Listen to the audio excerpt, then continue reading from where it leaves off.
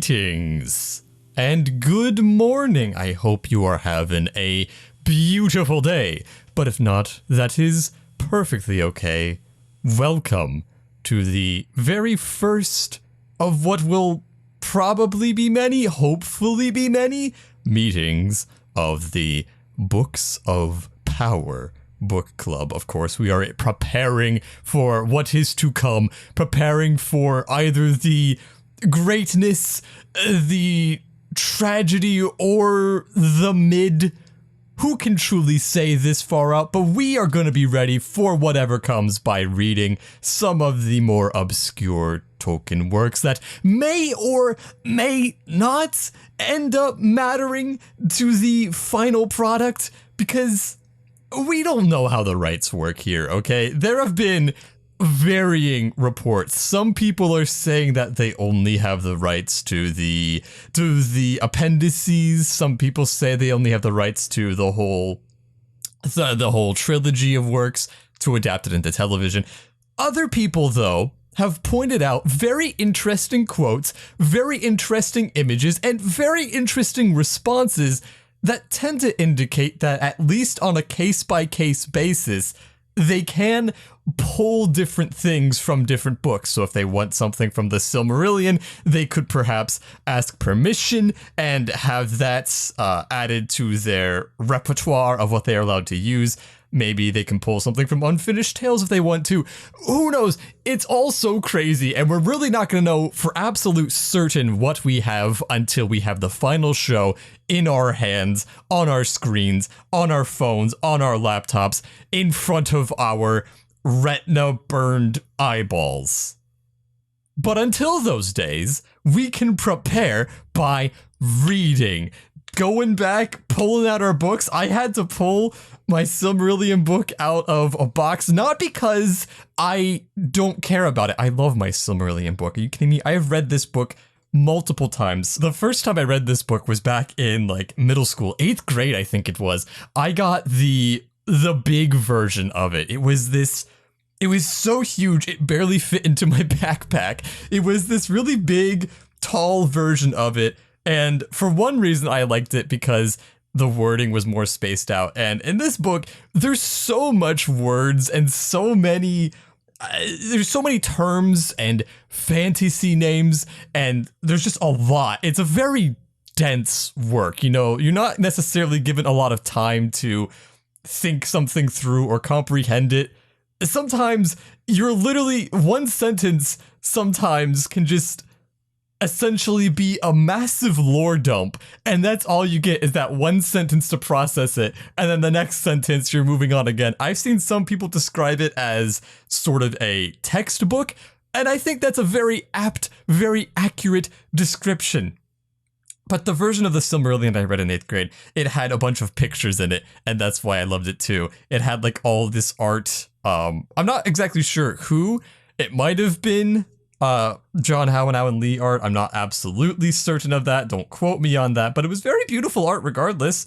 And I was a big fan of the art, and it also helped because, again, this is a dense book, and I didn't have anyone to really help me figure it out. I kind of had to work through it on my own. And that's one of the reasons I'm excited to reread it now, is to hopefully gain a better idea, a better understanding of the work as a whole. Because there are some things I do remember, but there's a lot that I think has slipped my mind since middle school. And I do own a copy of the book now, which is also really helpful. The first copy I had in middle school was just a library copy, and I had to keep returning it and then put it on hold and check it out, and, you know, that whole process. But this version of the Silmarillion I own that I had to dig out of a box because I am in between housing situations right now. It's been all up in the air. My life is just, sometimes I don't know where I'm gonna wake up tomorrow, and it's exciting and also terrifying. So I had started to pack some of my things. I started to pack my books, and then I had this idea for this little book club, and so I had to dig out my copy of the Silmarillion and dive back into it. So today, on this episode of the Books of Power Book Club, we are going to be delving into the very beginning of the Silmarillion, as I have titled it, in the beginning, because the first few chapters here, we have the titles of them are, again, I really need to apologize. I am going to be awful at pronouncing all of these fantasy names, all of the names of these places, these people. It's all going to get mixed up in my head. So we have the first chapter after the preface and the foreword, which you can read if you want. I kind of skimmed the preface. The foreword is essentially just an account of, I think it's by Christopher Tolkien, kind of just saying, hey, here's why we're publishing this book and all of this cool stuff. And then the preface is more so along the lines of, here's kind of like, I think it has a few general summaries, a letter Tolkien may have written, kind of generally giving ideas of what is in this book. But the real story starts with, and bear with me here as I very likely mispronounce this, Ainulindale. God, I'm gonna get this right. Ainulindale. There we go. That sounds fancy. That sounds like something they would say in the movies.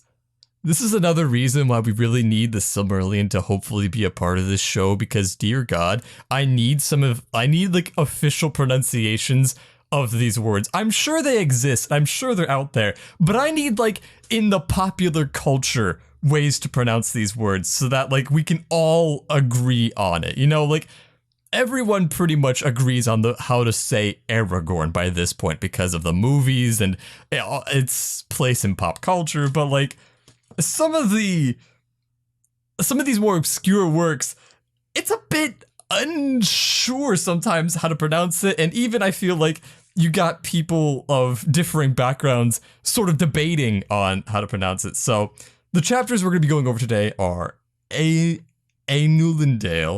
Valaquenta. There we go. That one's easier. That one kind of like flows off the tongue. I like Valaquenta. Valaquenta. It sounds really cool. I sound really fancy when I say Valaquenta.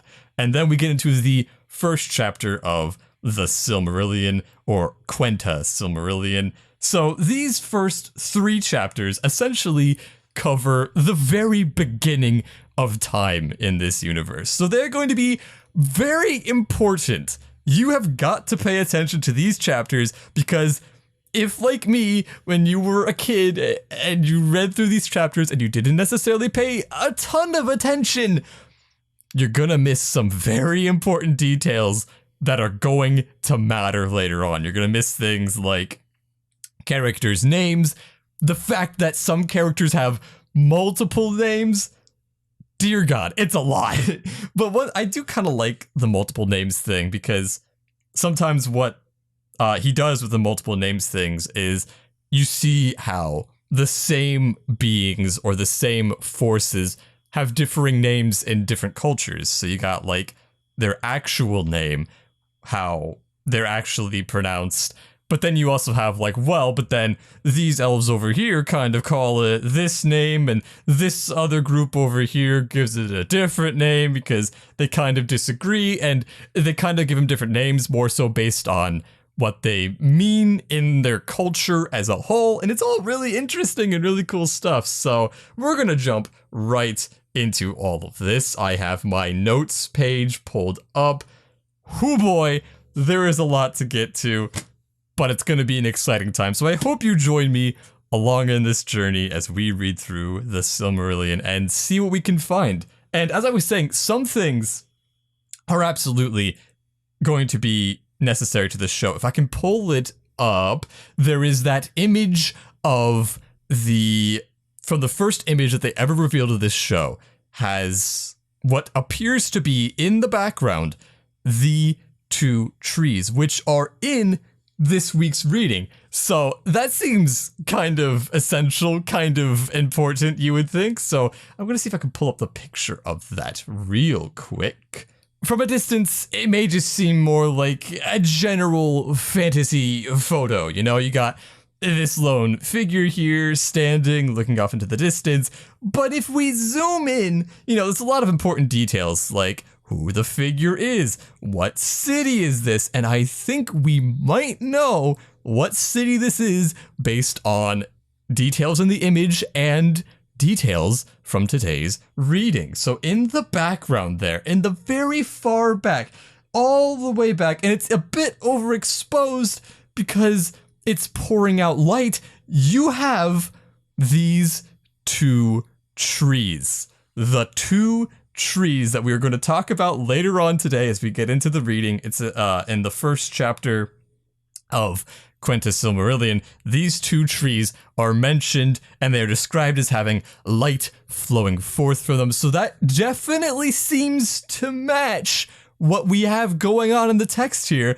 So that's interesting. You know, they say that they only have rights to the Lord of the Rings, but that's a very Silmarillion thing to have in the show. So, who's to really say? Maybe they can pull a thing or two from the Silmarillion.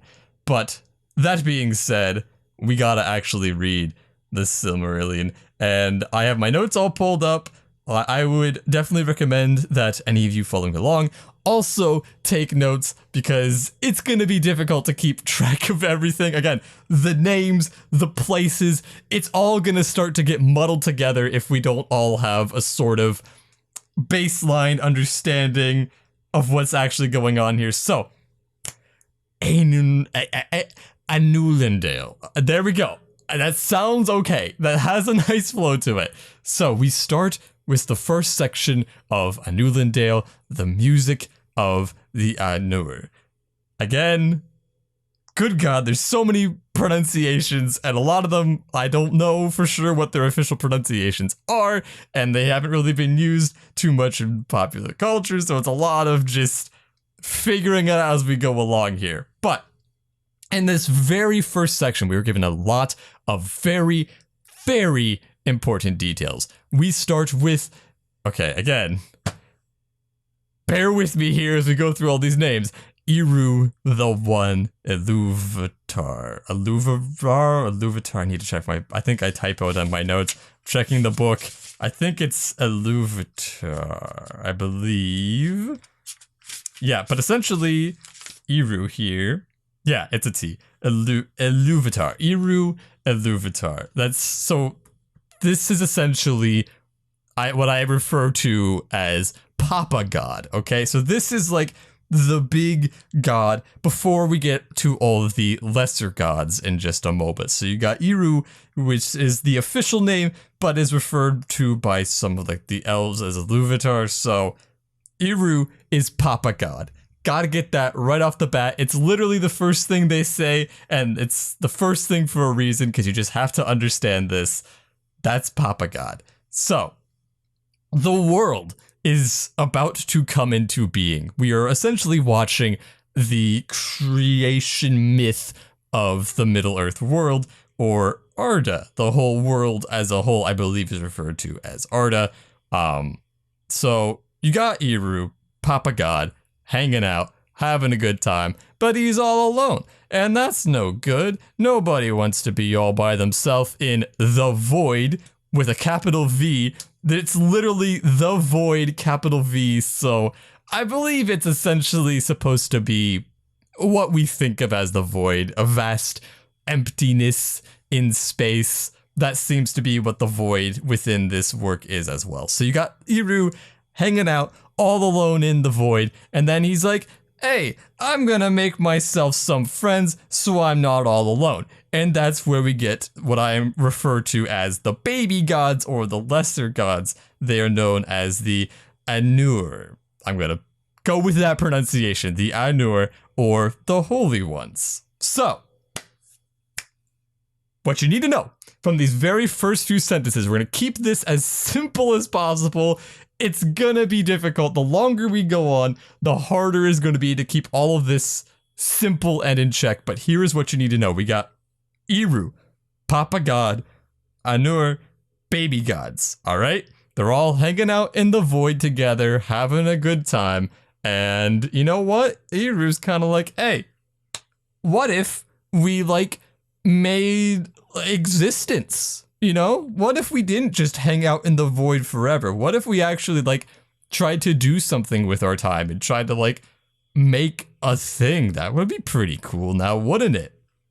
So Eru goes to all the baby gods and he's like, hey, we're gonna make some music.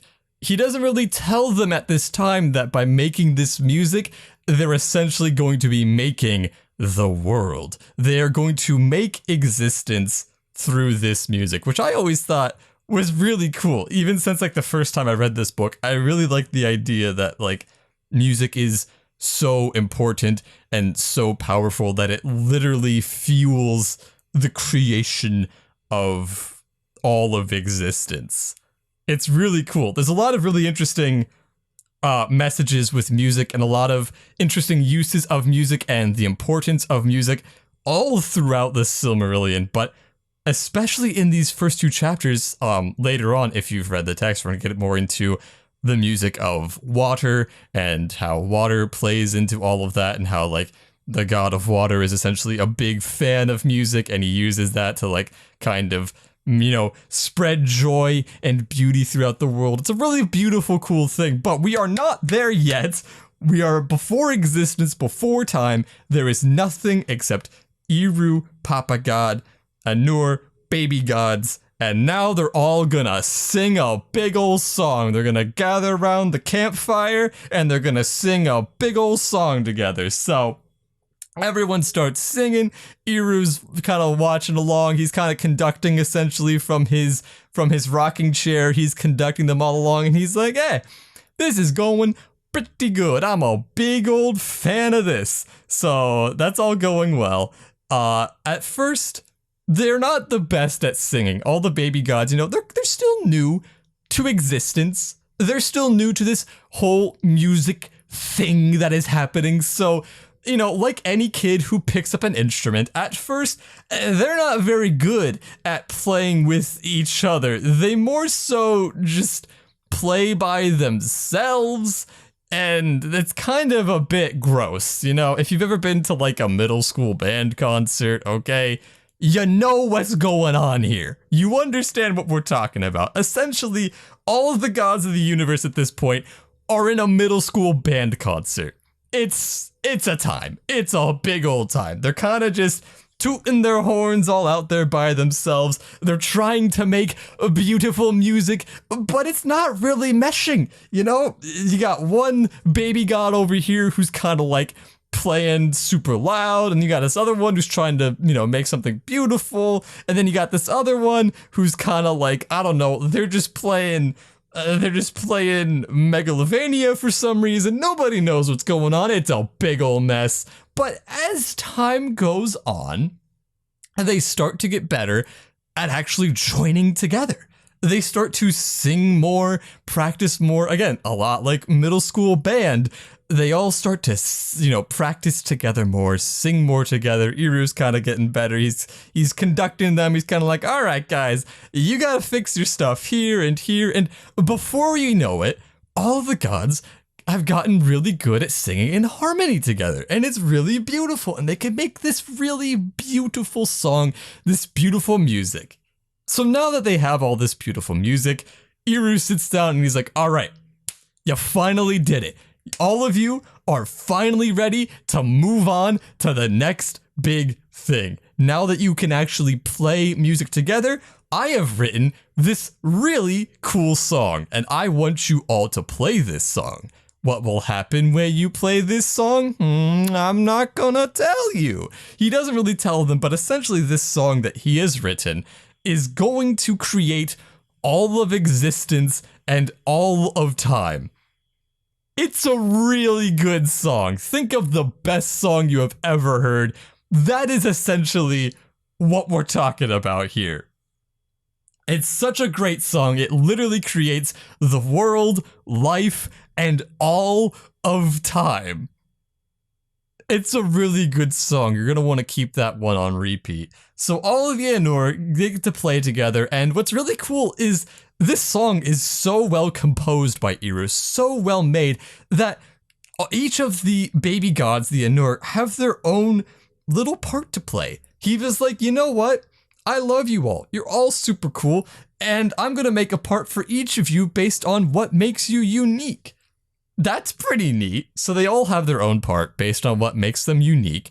And then they also have a little room to play. You know, like all good music, there's a little room for improvisation. If you want to add a little bit of a flair here, if you want to change the dynamics here, they're allowed to do that. They have full range to do whatever they want as far as that. But there is still sort of this, there's still sort of the chords. You got to follow the chord changes and all of that. Are all the gods going to follow all the chord changes? Of course not.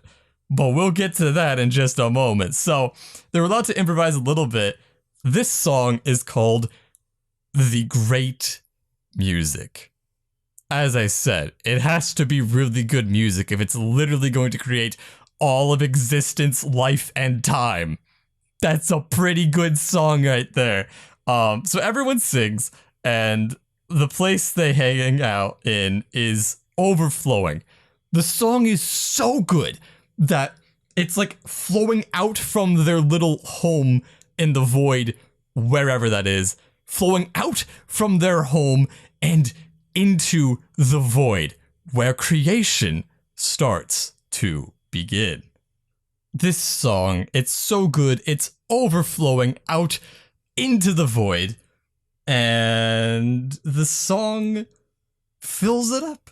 And as the text says, it is a void no longer, which is really beautiful. And I think that's something that does not get enough credit in the Silmarillion. Is it's a very beautiful book. Like, a lot of people essentially refer to it as, oh, it's a big old scary textbook. And to a degree, yes, we're not gonna sugarcoat it here. To a degree, yes, it is a very big, scary textbook. But to another degree, it's kind of beautiful, and there's a lot of beauty in it.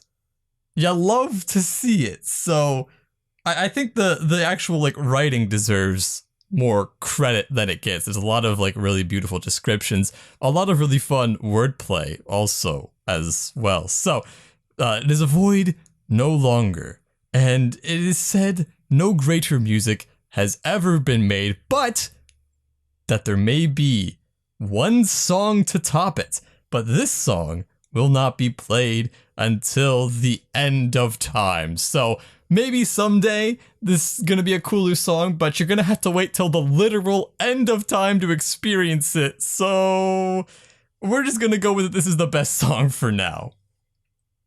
After the end of time, everyone will play their part perfectly and all will be perfect.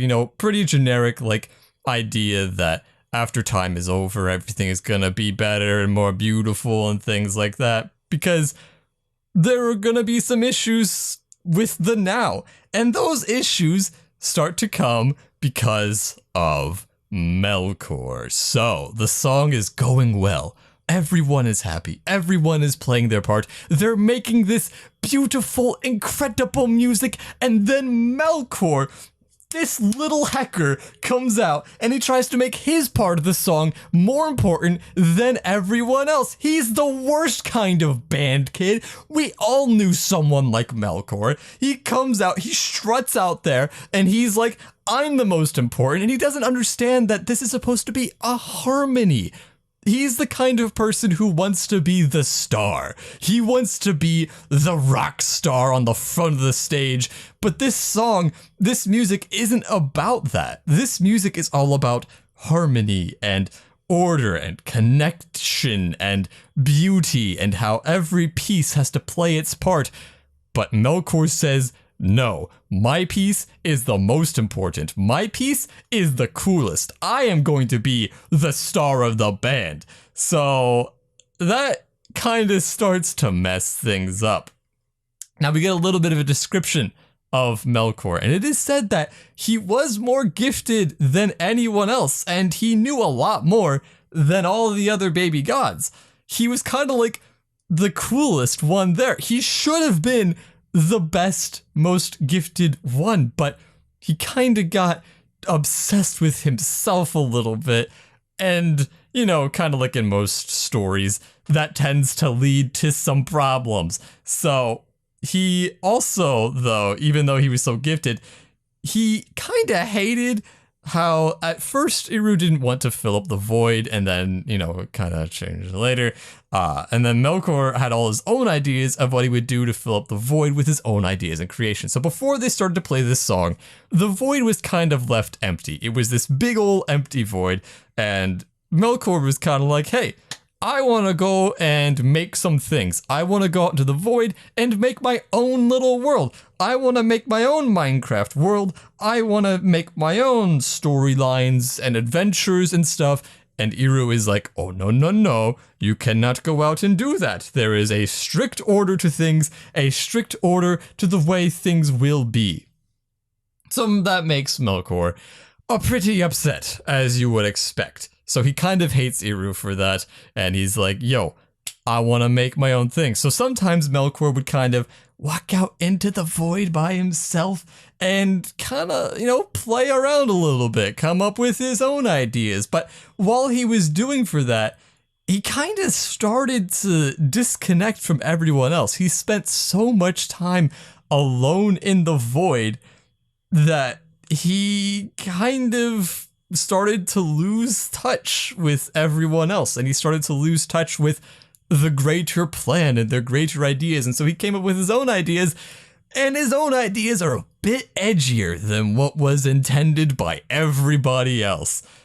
He was also, this is like a little side detail, while he was out in the void, he's kind of looking for this thing called the imperishable flame.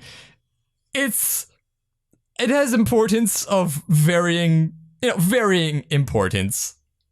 What it essentially comes down to is this flame is like kind of this big light that drives forces forward. It's important, but you'll see what happens to it later on in the text.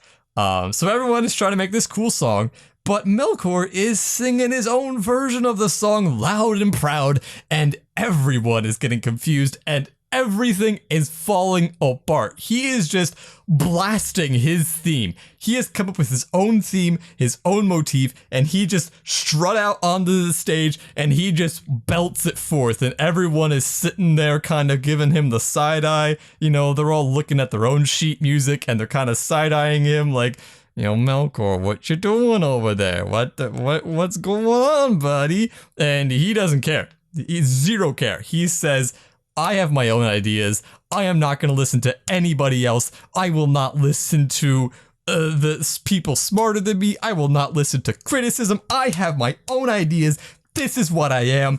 This is what I will make. And it leads to a few problems. So, but at first, even though everything is falling apart, Eru is like, okay, you know what? This is your first mistake. I expected this. You are all still middle schooler gods. Things like this happen. So he kind of he smiles. He's still all nice. And he's like, you know what, guys? Let's all start over. I'm sure it was an honest mistake.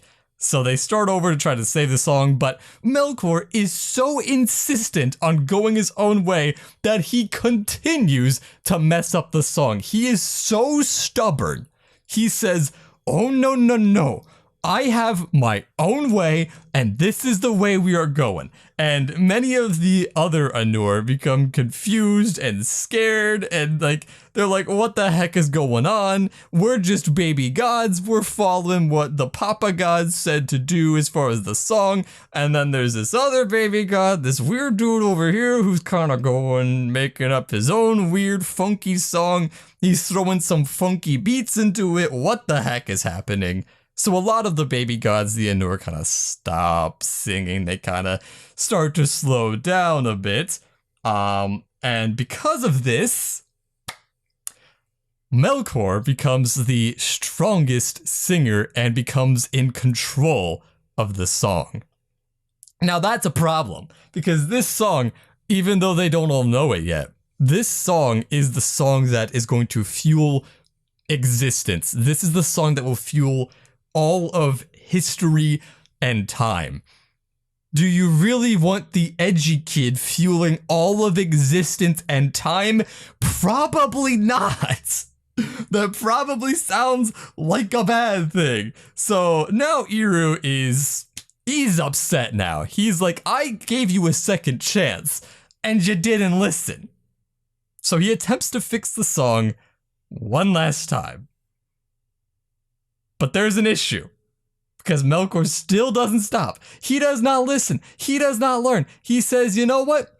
I don't care. So now there are two different songs playing at the same time. And all of these songs are clashing and exploding. And it's gross and disgusting. And it's just a big old mess.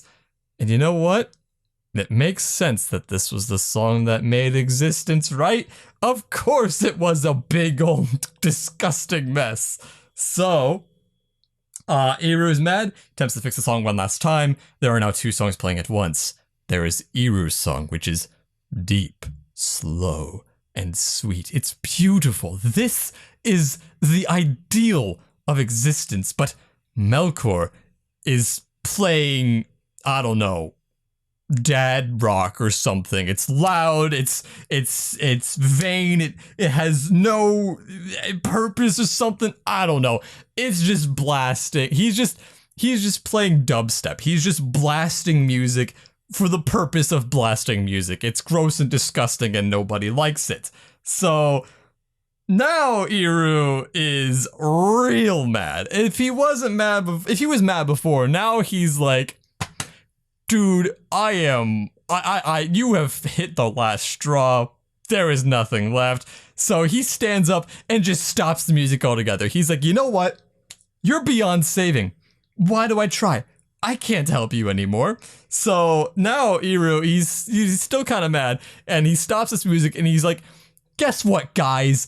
That stupid song you just made? Yeah, that's all of existence. Come with me to the void and see what stupid stuff you made with your stupid song. So he takes them all out into the void to show them essentially the fruit of their labor. And it's a cool idea. I like the idea that this music essentially serves as the force of creation. It's really beautiful. It's really cool. It's a great idea.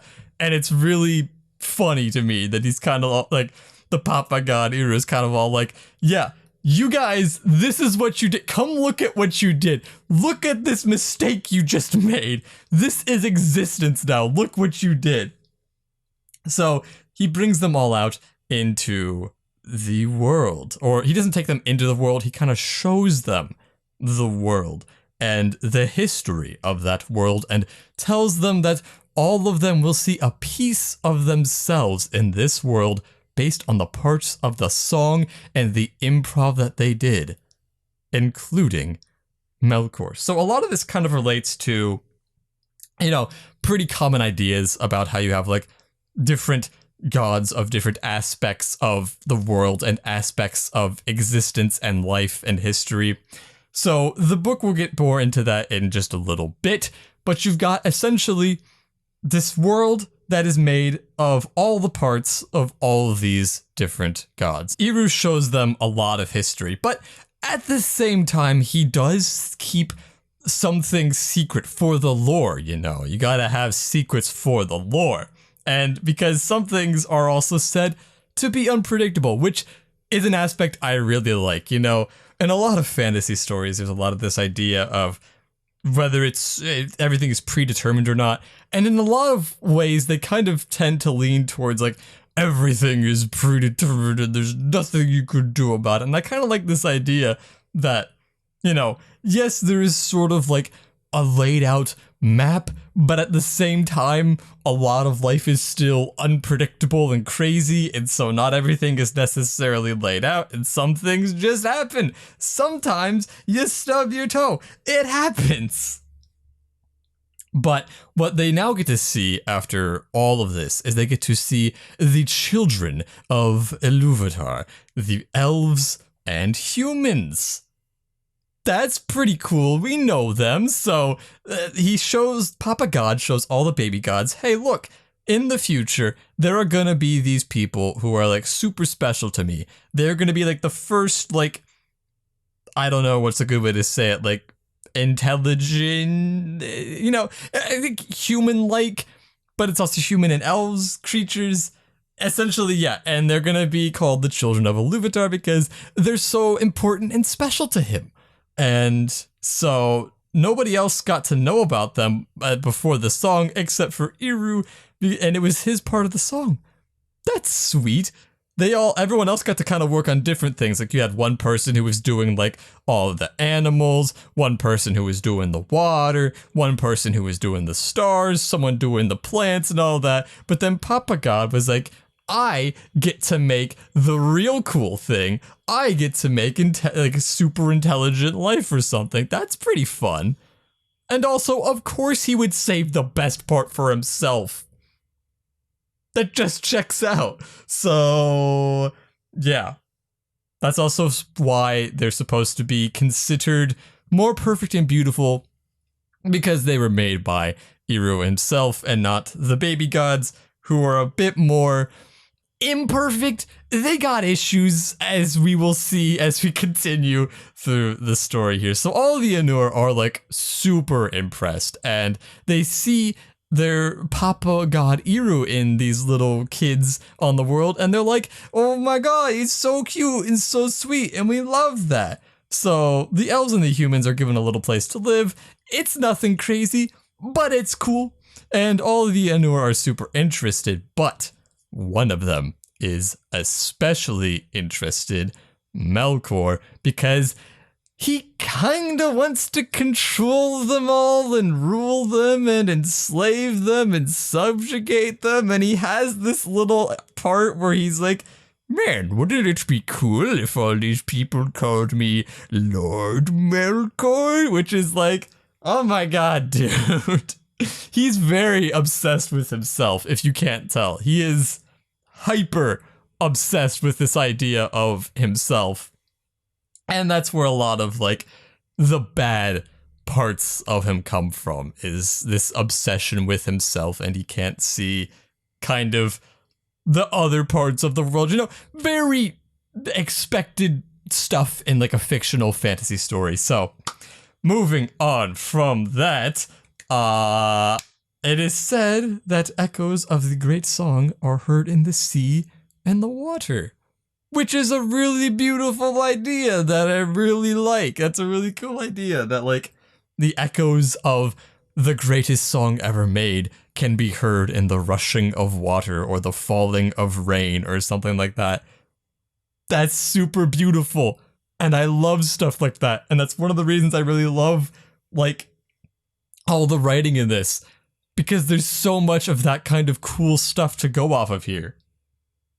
So now we get to figure out a little bit more about each of the baby gods. We get to kind of see like who they are, what their whole deal is, what they're big fans of. So we start with Ulmo. He is a big fan of the water. He is kind of the god of water, essentially. His whole focus of his song was the water. It is his domain. He will control and play a part in all of the water on the world forever.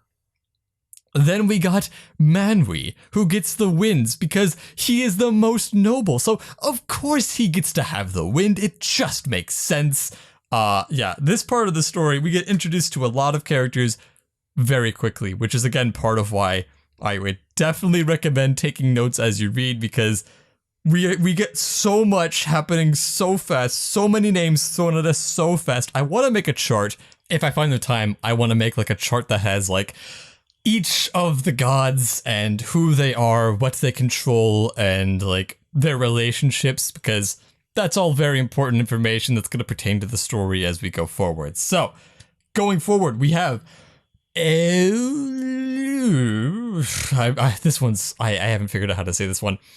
Alu gets the fabric of the earth. He has the skill and knowledge almost as good as Melkor, but, you know, Alu is a bigger fan of, like, making cool things than Melkor, who is kind of a bigger fan of, like, destroying things, because he's all, like, angry all the time.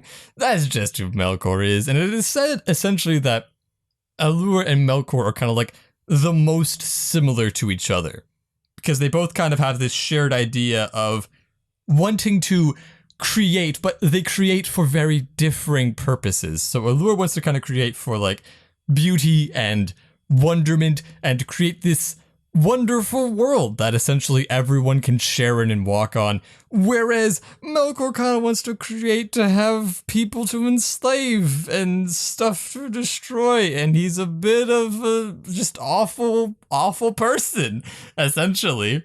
Yeah, so then we got, so Allure gets the fabric of the earth. Eru tells Ulmo that, everything Melkor is making is gross.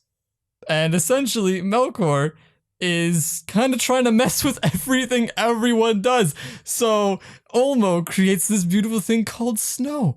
It's really beautiful. And then Melkor's like, oh yeah? I got fire to melt your snow.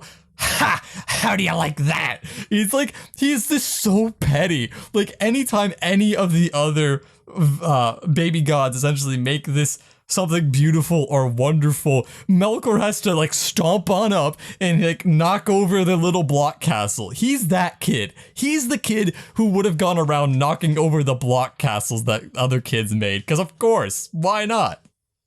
So, we also find out at this point that, there's a lot of beautiful things that Ulmo gets to work on, such as snow and mist and rain and clouds. And Eru tells Ulmo that, hey, you get to create all this beautiful stuff like clouds so that the water can be in the air, so that you can be next to your best friend, Manwë, who controls the air. Oh, that's super cute. How sweet.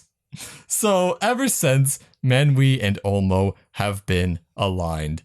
So cute, so sugary, how nice. But then darkness comes, and suddenly there are things the Ainur can't see, history they can't understand, and they begin to panic. So essentially what's happening here is they're all looking at history, they're all looking at this beautiful world that they all will get to play a part in creating, and then suddenly it all gets shrouded in darkness, and they can't see what's happening, and they are terrified. And but it's okay, it's okay. Eru comes out and he's like, hey guys, don't worry.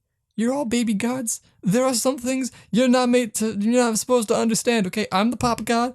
I understand what's going on here. Don't worry. I'm gonna put this thing called the Flame Imperishable into the void, and the flame will be at the heart of the world. And hey, if any of you want to go down and live in the world instead of kicking it in the void with me, I'm cool with that.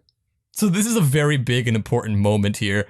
Eru has just offered to all the baby gods, if you love this world so much, I am giving you a free pass to leave me, to leave the void, head on down into the world, live in it, mold it, play a big part in it, and essentially you're going to see some people who are going to choose to go into the world, and some who will not. So some of the Ainur choose to stay with Eru and, they like the void, but all the Ainur who love the world and want to play an important part of it, they choose to go down into it. But there's a catch.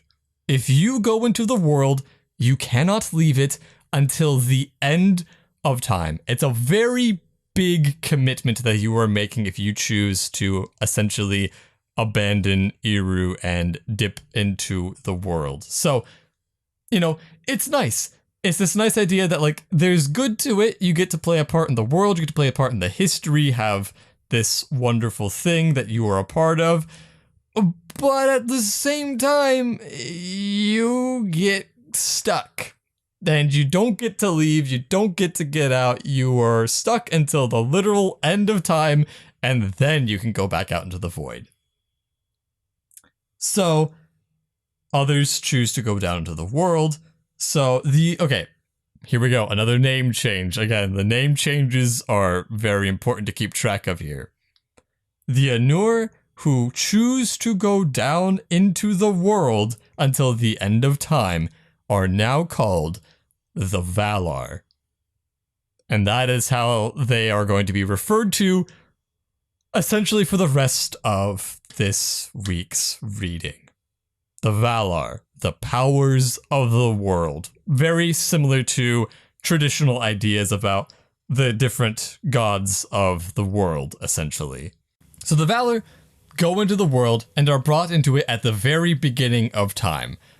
They work to try and make the world a great place for the first elves and men because they got brought back to the beginning of the time, and they're like, hey, the world kind of sucks at the beginning of time, and they do know the few things that they were told by Eru, such as, hey, the Children of Illuvitar, the first elves and men, there's gonna come a day when they're gonna come into the world and they're gonna live in it. And these Valar love the idea of these creatures so much that they're like, hey, we gotta make the world as cool of a place as possible by that time. So they all get ready to go do that. Now, Melkor also decided to be one of the Valar, so he keeps messing with all the good work everyone else is doing. And he also made some fire while he was at it, you know, because again, he's got to melt the snow. How dare somebody have a nice thing? The Valar can never have nice things because of Melkor. The Valar, Ulmo makes snow. He's like, hey, snow is cool. It's cold. It's beautiful. It's this wonderful thing that everyone is gonna love. And then Melkor comes out and he's like, no, I'm gonna melt all the snow. I'm gonna make global warming. So, yeah, that's a thing. Melkor decides to be one of the Valar, and when the earth was young, there was a whole bunch of fire. You know, again, very similar to other ideas, mythologies of like, when the world was young, it was full of fire. And also kind of similar to like our own understanding, like when the world started, it was a very like volcanic sort of place. And Melkor sees all this. He comes on down and he's like, ha, you fools! This is the planet that was made for me because it is all fire and I love fire. So he is like a big fan of fire and he is so excited that he's like, hey, this is my planet. This is my time to shine. And the thing is, though, all the other Valar are like, no, dude, we are going to change this world. We are going to fix it up and make it a much nicer place to be. So Manwë builds up this team. And it's also important to note here that essentially Manwë is kind of going to be like the leader of all the other Valar, of all the other baby gods. He's kind of like, he's going to take charge. So he builds up this team to fight back and pushes Melkor away and saves the world. How nice. Melkor is defeated, but at the same time, he has not given up, not by the slightest. He is going to be back many, many times. So what's really cool about all of this is it's also meant to essentially parallel the original singing of the songs at the beginning. So you know how in the original song, as we already looked into, there's the song that Eru makes. It's beautiful, but then Melkor kind of makes this gross song, and then they all try to fight back, and then Melkor kind of stops for a moment, and all is peaceful for like the moment. That is literally what just happened. It's all meant to parallel the song, and this continues on throughout like the beginning of the story here. So now the Valar get physical forms similar to humans and elves, but they can also change based on the situation and who they are, which is pretty neat. Also, they get to choose their own gender based on their personalities, so that's pretty neat. That's pretty cool. You get to choose instead of just being, you know, yeah, they get to have their own choices, and that's really nice and a really cool idea. So Melkor watches everyone having a good time, getting physical forms, choosing their own gender and all that, and he's, you know, they're making the world a better place. They're being good people. They're having a great time. They're living their best life. And Melkor is kind of, he's been kicked out of the club because he was a bad guy. And he's just sitting there and he's getting all bitter. And he's like, I want a physical form. So he decides to give himself one. But the thing is, because he's such a bad dude, because he's so bitter and jealous and evil, his physical form is gross. It's just a mess. Like, it probably has, I don't know, it's probably a mess. It's not really described. It's just essentially says, it's a mess. Just, you don't want to see that thing, okay? You'd see him out in public and you'd be scared. Melkor, you just don't want to deal with that. So now everyone's got physical forms that they can use and change at will. Melkor, it is also said, is more powerful than all the Valar, and his eyes are like flames that wither with heat and pierce with a deadly cold. So, continuing kind of what I said, this idea about the writing, I love that line. The writing is so good. It's so beautiful, and that's such a good line. The idea that he has these eyes that wither, this fire that withers with heat and pierced with a deadly cold. It gives me like it gives you like a feeling like deep in your soul that like you look into his eyes and you're gonna like feel like you're being stabbed in the gut. Like that's how like deep and piercing and evil his eyes are. So Melkor, being bitter, now having a physical form, he's all ready to go to war. So, as you do, you get your physical form, and then you're like, hey, let's go kill some people. So Melkor goes to war between, there's the first war between Melkor and the Valar. Melkor is like a little prankster. So the Valar would make like gardens, and then Melkor runs around and tears them all up. Like, it's so funny. I love how the way Melkor, who is essentially like the force of all evil in the world, he is the source of all the like everything bad. He is essentially behind it in this universe. I love so much how petty he is. I love that that's the way Tolkien wrote it, was that the source of all evil is this petty little dude running around just like pranking people. It's so funny to me. So he's a little prankster. The Valar make gardens, Melkor would rip them up. The Valar make mountains and valleys, and Melkor struts up and levels them. He makes flat land. Melkor made Ohio confirmed. So despite Melkor being a prankster, the Valar still make good progress because they work really hard. And, it's kind of like the same idea that even though there's this evil, this bad dude going around trying to mess up your work, in the end, the good work can prevail. So, they're doing a good job, making all this good progress. The world is almost ready for the first humans and elves to come. Thus ends Ainulindale, and thus is the last time I have to say Ainulindale. God. Okay, we're moving on to Valaquenta, which is much more fun to say and much easier for me to guess at how to properly pronounce. So, in summary, Ainulindale. I'm just going Ainulindale. Ainulindale is all about the first creation of the world. How essentially there was Papa God who was always there, and then he creates the baby gods. These baby gods, they all sing and create the world. There's an evil baby god called Melkor, and he messes every good thing that the other normal gods do in the world. Summed up, that's all you need to know. You just need to know the basics about this idea that they created the world, and now that they're all in the world, they each serve a role. They each have like a place that they work. Very general kind of mythology type of stuff. But now we move on to Valaquenta, which starts off with some accounts of things we already know before, but now from the perspective of the elves in elven lore, which is a fun thing that the Silmarillion does, is it can take place from different perspectives. So now we're into like the elven perspective, whereas in, God, I guess I have to say it one more time, Ainulindale, it's more so in the lore of the Valar.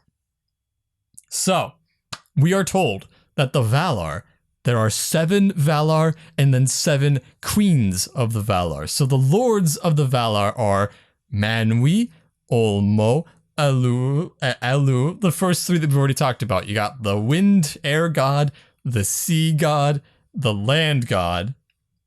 And then we are introduced to a few more lads. We got Oromi, Mandos, Lorien, and my personal favorite, Tolkis.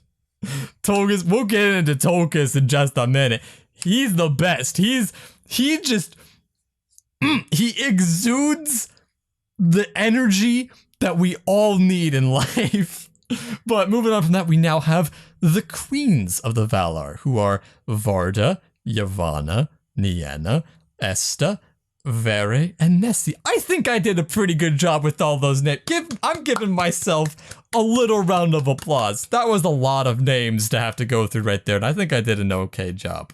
So, Melkor is not considered to be a Valar, though technically he kind of is, but like in the lore of the elves, he's not considered one of them because he's kind of more considered to be like a more like a devilish demonic type force. And the elves, they don't like Melkor so much, so they don't use his name. They don't like to call him Melkor. Instead, they refer to him as Morgoth, which is a name that's going to be important because, again, some characters have multiple names, and it depends on the perspective and the time to know who is who. But essentially, good to know right now, right off the bat, Melkor equals Morgoth. They're the same person, just 2 different names for the same force in the universe. So, it is said that Manwë is to be closest to Eru and first king of Arda. So like we kind of said, Manwë's kind of like in charge of everyone. He's kind of the one controlling things. It's his job to be in charge and also make sure that Melkor does not do stupid stuff. So, Varda, who we mentioned was one of the queens of the Valar, hangs out with Manwë. She and him are kind of like, they hang out, they're having a good time. And she is essentially the god of light. And it's said that she's super pretty. And Melkor hates her, because of course he would. That's just the kind of guy he is. He hates her and fears her more than any of the other Valar. That just checks out. That's just the energy I get from Melkor. It just checks out. So, Manwë and Varda, though, they're always together, and now they're together in Valinor, a place we'll get to soon.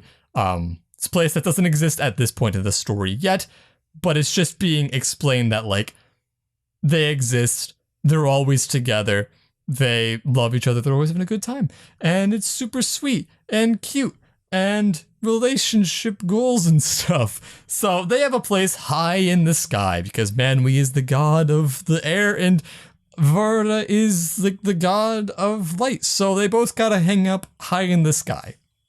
And again, it's super cute here. Manwë helps Varda to hear far off things because she's the god of light, but Manwë's the god of the air, so he can use the wind to like pull the sound to her, and then she helps him because she's the god of light and he's the god of air, so she helps him see things that are like further away. They're like the perfect power couple. They're always helping each other out. It's a great time. You love to see it. So, elves love Varda the best, and they refer to her as Elbereth. Again, names are gonna be important to keep track of.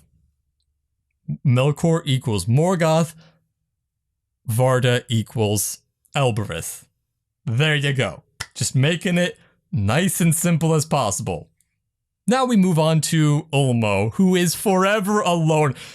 God, it's so funny. Tolkien goes right from this great description here of Manwë and Varda and how they are like in this beautiful relationship. They're always helping each other out. They are always together. They have this powerful, strong, relationship and love for each other. And then literally he jumps right into Ulmo, and the first 2 sentences of Ulmo first are, you got Ulmo as the Lord of the Waters, and then the second sentence is something literally like, he is alone. Just, that's it. Right off the bat, Ulmo, he's got no friends. Ulmo, he's got no relationship. The poor guy is just alone. I love that. It's so funny that the way it's written and laid out, that's exactly what Tolkien says there. So, Ulmo, kind of the reason that he is, always alone is because he's the Lord of the Waters. So he's always moving. He's got no time for relationships. Is also pointed out that he's second in might to Manwë. Little details that are there if you care about them. But essentially, Ulmo does not always attend the meetings of the Valar. He is always moving, and he cares a lot more about all of Arda, about the entire world, than everyone else. Sometimes, as we'll see, the Valar kind of get a bit disconnected from Arda. They get a bit disconnected from the rest of the world. But Ulmo, he is like, he's like the god of the people and the god of the water. But like, it's said later on, he is always there to lend an ear. He is always there, like, he cares so much about the people, and it's really cool and really cute. This idea that, like, yeah, he's alone, but, like, he's alone because he's so focused on his work, kind of. He's so focused on this idea of, like, making music and singing to the people of the world, but also he listens to the people of the world, and he listens to the people of the world like more than any of the other Valar, and it's really cool. So, Ulmo does not have a human form, and if anyone sees his true form, they're said to be filled with dread. It makes a lot of sense. It's very much this idea of, like, the god of the sea and, like, this terrifying sea thing. In a lot of legends and stuff, the ocean is this terrifying place. So, like, of course, the god of the ocean would be kind of terrifying. But Ulmo, even though he's, like, super scary, he loves humans and elves. And so he likes to make music with water all the time, and it's super cute. And anywhere people hear music from the water, brooks, lakes, the sea, oceans, all of it is Ulmo's work. So, also, having domain over all of these waters means that he gets better news updates on the state of the world than a lot of the other Varda, so he's kind of like a lot more in tune with what is going on than everyone else.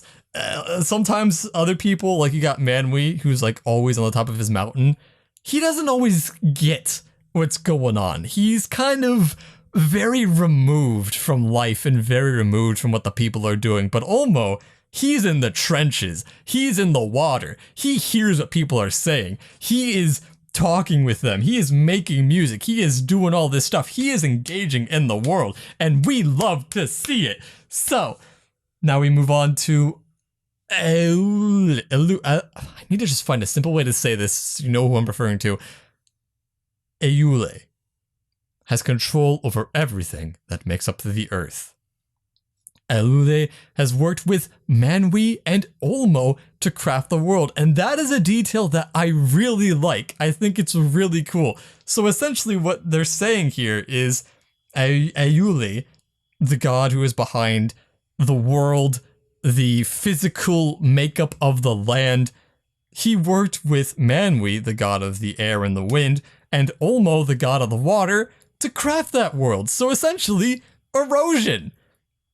That's a really fun idea, and I really like this idea that these these gods like teamed up, and so this god who wanted to create the land and the world and all that essentially teamed up with the gods of air and water to create this beautiful land that everyone gets to live on. Aiule worked also in the creation of pretty gems, and he loves to work. Aiule is huge on all the working stuff. He loves work.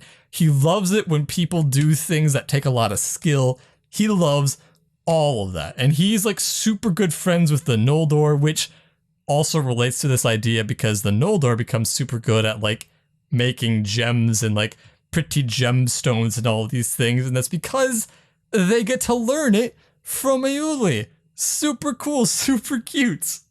So, Melkor, who is most similar to Aiule, is super jealous of him, because of course he would be. Melkor is the kind of guy who would never celebrate his friends' successes. Like, his friends would get like something super cool, and then Melkor would like harumph off into the corner and like sit there and be like, why is this not happening to me? Why do I not get to do cool things? Why do I not get to have cool friends? That's essentially Melkor. Like, he is the embodiment of just bitterness. Anything bitter, it's related to Melkor. So, because Melkor is so jealous of Aiuli's work, he keeps messing it up. He keeps going around, like we talked about, the whole, like, mountains and stuff. They're all working super hard on making this beautiful world. And then Melkor just comes up and he's like, nope, get rid of that. Nope, let's make Ohio instead. That will be fun now, won't it? So, eventually, Melkor becomes so full of envy and hate that the only thing he can create was focused on mocking others. A really interesting detail, and one that I feel like is a bit apt to the times, just to point that out. Essentially, this idea that when you become so full of envy and hate that the only thing you can create is something that mocks other people. Accurate. That sounds pretty accurate to me. So, yeah, that's what Melkor is doing this whole time. He's just mocking everyone else and making all these things that mock them because he's so envious and bitter that he can't make beautiful things. He literally cannot possess that ability to do so.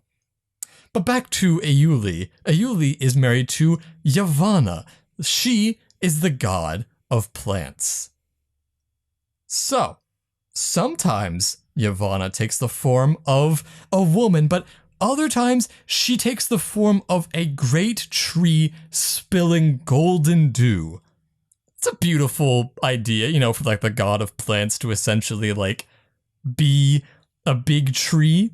Makes a lot of sense. She speaks with Ulmo through the roots in the water and Manwë through her branches and leaves in the air. Again, another detail that I really love. I love this idea that she's like a tree, and so she uses her roots to talk to the water god and like her branches to talk to the air god. It's this really cool idea. That's what I love about the Silmarillion. And I know a lot of people point out that it's very dense and it's very much like a textbook, but like, if you take the time to listen to what is being said and to comprehend what is there, it's really beautiful. It's this really beautiful mythology that's being crafted, and I am a big fan of it. So, she could talk to them through that. She is considered queen of the earth. Good for her. And now, we have a difficult name. Finturi. There we go. Finturi, the Masters of Spirits. But they're also called Mandos and Lorien, like we talked about. These are also the places in which they dwell. So it's really confusing how it's laid out here. But essentially, the two gods here of the Masters of Spirits, their actual names are Nemo and Irmo. But they are sometimes referred to as Mandos and Lorien because those are the two places where they reside. Now, connecting to the Rings of Power show, it is at least rumored, I think it might have been confirmed, I'm not sure, but it's at least rumored we might get to see Lorien, so that's pretty cool, and this god dwells in, one of these two gods dwells in Lorien. So let's start with Nemo. Nemo dwells in Mandos. He is keeper of the house of the dead. He forgets nothing and knows all that will come to pass. He is married to Vari, the weaver, who weaves all of time. Again, another really cool detail that I really love, this idea that the god of the house of the dead is married to the god of time. And just this idea that, like, you know, he gets to know all about time, and he kind of like knows when people's times to die are, but then she kind of like weaves this idea of like time and when people are supposed to die. And again, it's all really beautiful and these great connections that I feel like don't get pointed out enough. That it's, yes, it's dense. Yes, it's very much like text booky, but if you listen to what's being said, there's a really beautiful story here and a lot of really interesting insights and melding and weaving of this world that is happening. But moving on, we got Irmo, the master of dreams and visions, and he resides in Lorien, a place that may or may not end up being important. They are considered the fairest gardens of the world that they have in Lorien. Super beautiful place. Irmo is married to Esti, the healer of hurts and weariness. In fact, she is so good at healing people and healing them even from just their weariness, that the Valar often come to Lorien for rest. It's like this beautiful place where they can kind of rest and heal up and all that stuff, and it's super cool. So she gives them rest, and that's really nice. Then there is Nienna.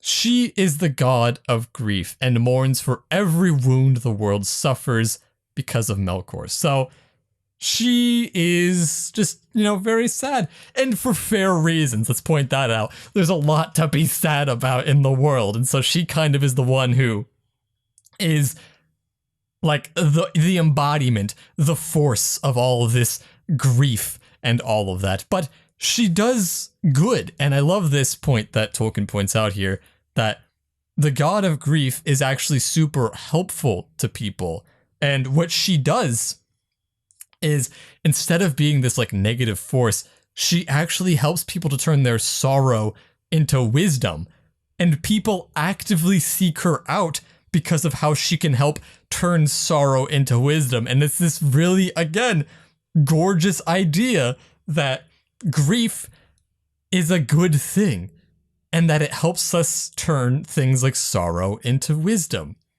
There's a lot of really cool subtext here if you take the time to look for it. So I love to see this stuff, and that's one of the reasons I wanted to read through this and have this discussion, because I just want to find what there is to see out there. But now we have Tulkas the Valiant, surnamed Estaldo. Tulkas, I love Tulkas. Tulkas is great. Tulkas came to Arda last, okay? Tulkas wasn't even sure if he was going to come to Arda, but then he comes last for the sole purpose to help the Valar fight Melkor. He loves fighting so much, and guess what? He won't ride a horse. Not because he doesn't want to, but because he can run faster than anything else in the world. Absolute Chad. He doesn't care about the past or the future. He's not even super smart, but he is the best friend you could ever ask for. That is how he is described. He is super strong, super fast. He doesn't care about the past or the present. He's not very smart, but good lord, he's the best friend you could ever ask for. I love him. He's so cool. It's so cool. He's great, and we'll get more into his character later, but like, he's such a cool character. He is married to Nessa, sister of Oromi. She loves deer, and they follow her wherever she goes. She also loves dancing. She's pretty cool. Don't know why the deer follow her. It's not really explained. It's kind of just a little note that's in there. It's like, yeah, deer just follow her. She just exudes the right energy, and deer are just like, yeah, I'm gonna follow you. I don't know how you get a deer to follow you. But moving on, Nessa is the sister of Oromi, and now we get into Oromi, who is mighty, but not as strong as Tulkas, but he is a lot angrier than Tulkas, because here's the thing. Again, talking about how cool Tulkas is. Tulkas would laugh during war and battles. Again, Chad energy. He doesn't care. Like, literally, all of the other Valar are like quaking in fear because Melkor is here, and Melkor is gonna like kill them all and ruin the world. And then Tulkas comes up and he doesn't care. He's just laughing. He's just having a great time. He's like, he's so confident in himself. He doesn't care. That is the energy I wish I had. But again, we're not talking about Tulkas here, as much as I would love to. We're talking about Oromi. I'm just going with Oromi. Oromi loved Middle-earth and was the last to leave for Valinor. So again, Valinor, we're going to talk about a bit later. Valinor is this settlement of the Valar that was eventually made later on, where they kind of went and left Middle-earth and kind of hid from Melkor. But Oromi was the last to leave for Valinor because he loved Middle-earth so much. It's pretty cool. So he's the last to leave. He fights monsters and loves mountains and horses and dogs. Aw, how cute. He's a big fan of animals. He is called Aldoran because he loves trees. His horse is named Nahar, and the horse shines silver at night. It's pretty dang cool horse. He also has a horn, which sounds like the rising of the sun. Again, descriptions. Love that description. It's such a good description. He is married to Vana, the ever-young, and all flowers bloom when she walks past, and all birds sing. The best way I can think to describe her is she's like that one person from Encanto. Yeah, I don't remember the names at the top of my head. It's been a minute since I watched that movie. It's her, the flower person. That's what I envision when I think of Vana. So now, after the Valar came into the world, other spirits started to come, called the Maiar. They are spirits that are servants and helpers of the Valar. The Maiar have seldom appeared in forms visible to elves and humans. Their whole deal is essentially to help out the Valar. The best Maiar include Ilmer, the handmaid of Varda, and Eonwi, the banner bearer and herald of Manwë.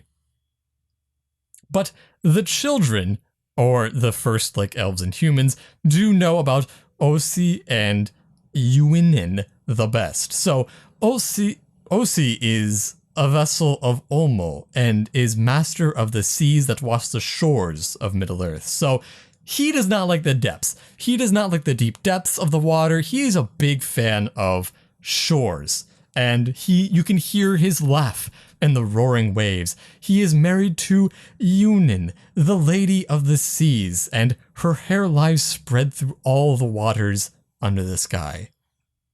Yet another description that I love. It's really cool sounding. She can lay claim upon the sea and restrain the wildness of Osi. So, Osi, he is a bit violent. He's a bit of a violent dude. He's kind of angry and violent a lot, but Eowyn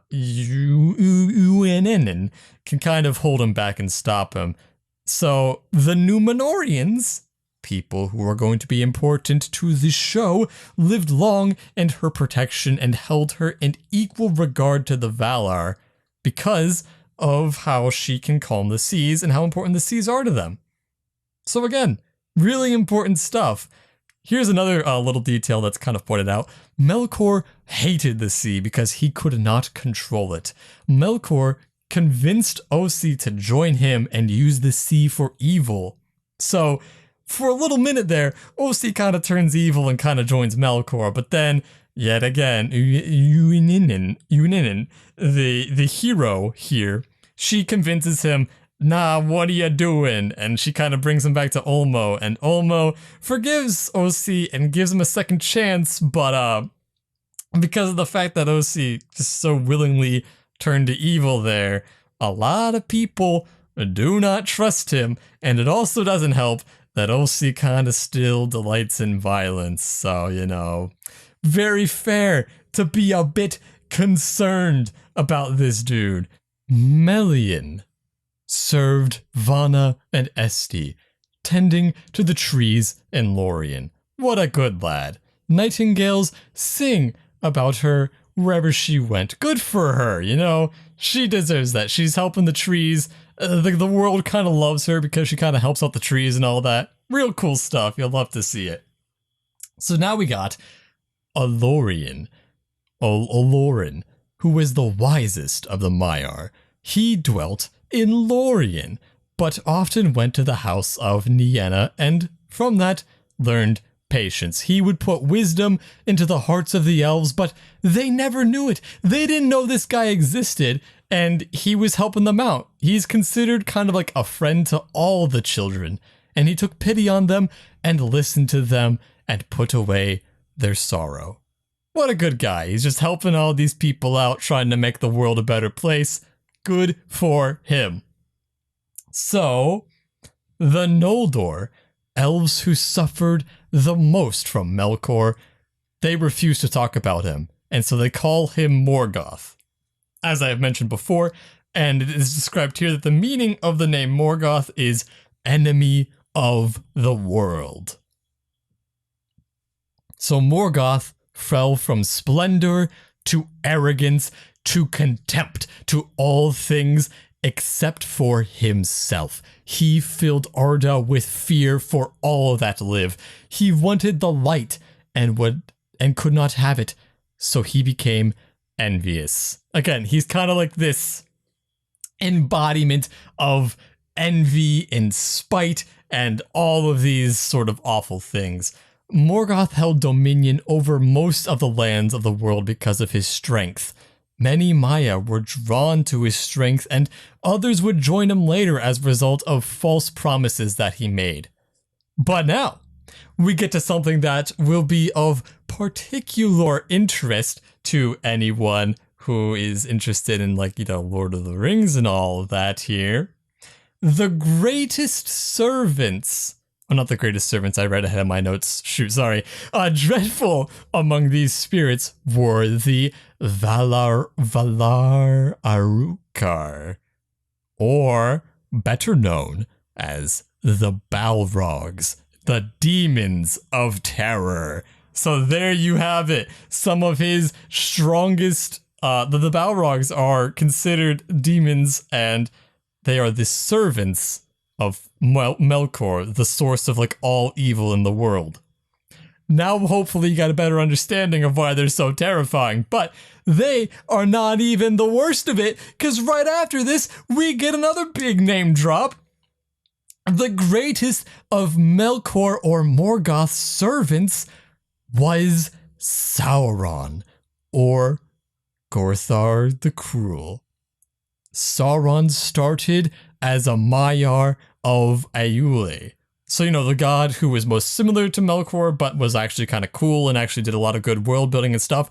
It's really interesting to see here that Sauron actually started in service of a good dude. He was like, hey, I'm going to help out the good dude, and then kind of decided, actually, I am going to go towards Melkor instead. So, Sauron was mighty in the lore of the people. Sauron had a huge part in much of what Melkor did, and the only reason Sauron was considered less evil than Melkor was because, at least for a little bit of a time, he was working for Melkor instead of working for himself. But, obviously, that changes later on when he kind of starts to do his own thing and make his own bad things, like we're going to be seeing in the Rings of Power, probably, and like we know from history in the Lord of the Rings. And it is described that years later, Sauron would rise like a shadow of Morgoth, a ghost of his malice. And with that, what's it, Valinquenta? If I say it right, yeah, Valaquenta is over. That is Valaquenta. We did it. We're almost there. We just have Quenta Silmarillion left to go, and then we're done. So Valaquenta, just in summary, essentially, what it comes down to is a lot of descriptions of the gods. You get a lot of summary, some reminder from what we've already seen, and some new stuff, but a lot of information about the gods, what they're doing. We get introduced to the Maiar, who are this sort of spirits that help out all the gods. Really cool stuff, all really important stuff that you got to keep in mind there. But now, we move on to Quenta Silmarillion, the bulk of the story, I believe. Here, I got my book right in front of me. I'm going to check the table of contents. You got Quenta Silmarillion. Yeah, the bulk of the story is Quenta Silmarillion, Chapter 1 of the Beginning of Days. So, right off the bat here, Chapter 1 kind of retells what we already know. We have the war between the Valar and Melkor. Chad Tolkis comes down and laughs Melkor into obscurity. I love that so much. You do not understand. That is so funny to me that literally he comes down and all the Valar are like scared of Melkor and like, oh my god, he's this terrifying, powerful force that's gonna destroy all the beauty that we've made. And then Tolkis like stomps in there and he's like, ha, funny. And then Melkor just can't take it and he like gets all bitter and runs away and stuff. So the Valar worked to clear out all the fires that Melkor did because again, Melkor's just such a petty little prankster. He goes around just making all these little fires. He's, I got to melt the snow and burn the plants and all this stuff. He's just such a petty little prankster. It's awful. So now though, there is a problem. With all the fires burnt out, there was not a lot of light in the primitive world. So Aiulindale kind of is like, hey, I got a solution. We're going to make 2 big old lamps to light all of Middle-earth. So he makes these 2 big lamps, one raised near the north of Middle-earth named Iluin, and the other raised in the south called Ormolal. So all the world was lit from these 2 lights in a changeless day. Essentially, the world was bright literally all day because the world, instead of being lit by like a sun that rose and fell, it's being lit by 2 big old lamps. I just find that kind of funny that like, that's their solution, is they're like, hey, the world is kind of dark and you can't really see where you're going. How should we fix this? And then Aiulindale walks up and he's like, I got it. 2 really big lamps. That's his whole idea. It's genius. Absolute genius. So with these big old lamps now lighting the world, Yavanna goes out and plants a whole bunch of seeds and plants begin to grow everywhere. It's beautiful. And now there is also a place where the light from both lamps met and blended, and this was the first dwelling of the Valar on the island of Almarin. The Valar made this settlement, rested, watched the world grow, not glow, although I guess it was kind of glowing with 2 giant lamps lighting the whole thing. So they're kind of just, they finally have a place to rest. Melkor's kind of gone into obscurity, you know? Things seem to be pretty good. You got plants are coming into the world, animals are coming in, and they just kind of kick back and just watch it happen. They take a break. They're like, we worked really hard. We deserve a nice little break here. So they're just gonna hang out, have a cool time. And then Manwë, he's, you know, because again, everyone's on vacation, have a good time. So Manwë comes all up and he's like, yo guys, let's have a big old feast. But this is a problem. Again, like in a lot of fantasy stories, feasts are always the place where things are gonna go wrong. So Manwë should have known not to have announced a feast. Doesn't he know he's in a fantasy mythology? But essentially, Manwë's all like, yo guys, let's have a feast. It's gonna be so much fun. Everyone's gonna come together. We're gonna have so much food. It's gonna be great. But then there's some issues though, because again, everyone's really tired from making the world. So Tolkis, the Chad, the strength, essentially the reason why the world is allowed to exist, he's tired. You know, And he deserves a break. Frankly, Tolkis was doing all the heavy lifting, and he does deserve a break. And he's so tired from fighting. And also, Ainulindale was also kind of tired too. Everyone's tired. They've been working too hard. And now there's going to be this big feast where everyone's going to be centered in one place. And Melkor sees this, and he's like, this seems like a good time for an attack. So essentially, he has spies and some of the Maiar that are helping the Valar, so he knows about this feast that's gonna happen. And Melkor is all jealous of everything that Valar has done. And you know what? I bet he was jealous of the feast too, because of course he would be. Of course he would be. It's like, why do you think you weren't invited to the feast? You ruined all of their work. Of course they're not gonna let you come share in the pie, you idiot. But essentially, yeah, he's all mad. So Melkor's all jealous, and so he gathers up all his supporters and prepares to march on Arda. The Valar, meanwhile, are hanging out on Elmorin, and they don't see anything wrong because of all the bright light. That's so funny to me, that literally these two lamps that they made to light the world, they're too bright. They literally cannot see the shadow of evil crawling out onto the world because these stupid lamps were so bright. So everything seems great to them. And because of that, Tolkis takes a long-deserved nap, and Melkor sees this as his moment to strike, because again, he's only really afraid of Tolkis. So he sees Tolkis is taking a nap, and he's like, now's my time to go. So he strikes, and he jumps into Middle-earth, and Melkor goes underground and builds a fortress called, another difficult name, Atumno.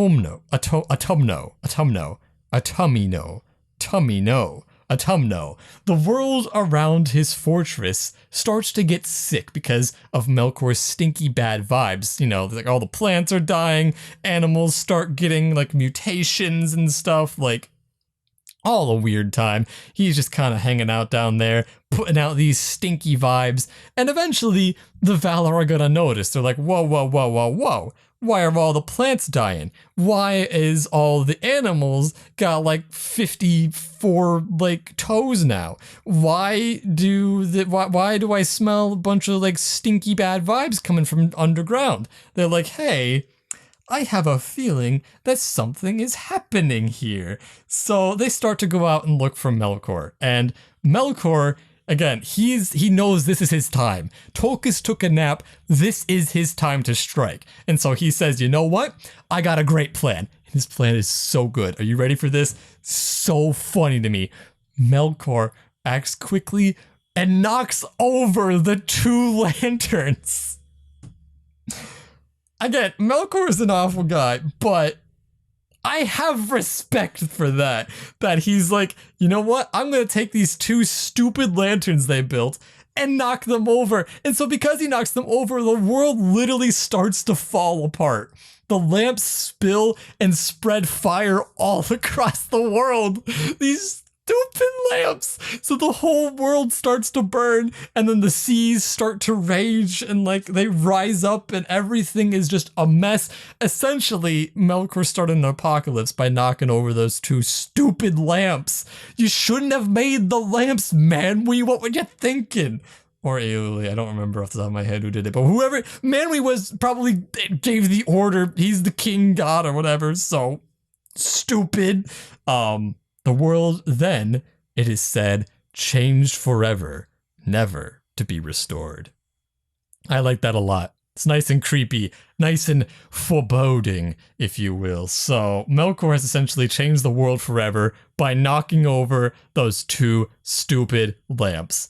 And even though Melkor did an admittedly pretty cool thing here, he's a bit of a scaredy cat because Tolkis has woken up, and as we all know, Tolkis is the Chad here. He's the reason that, he's the only reason for anything good in the world. So Tolkis has woken up, Melkor is terrified, and he knows that Tolkis and Manwë are coming to get him. The Valar are too busy kind of fixing what Melkor did to try and find him, especially since they wanted the world to be ready for the children because the children are coming, so Melkor, he has enough time to go and hide back in his underground fortress. Nobody can find him because they're too busy trying to fix the world, because they're like, oh my god, the children are supposed to be coming soon, and the world is not ready. It's all on fire because we made 2 stupid lamps. They did this to themselves. Let's be honest, the Valar make a lot of mistakes. They did this to themselves. So, dwelling, their whole world, their whole little city on Elmoren was all destroyed, and it is said spring had ended. The Valar had no place upon the world, upon the earth. So now they're kind of like, man, don't you miss when we had a city where we could have a big old party and a big old feast? So they go all the way to the west to Amen. It's like super far west, and they raise up the mountains of Amen to hide themselves from Melkor.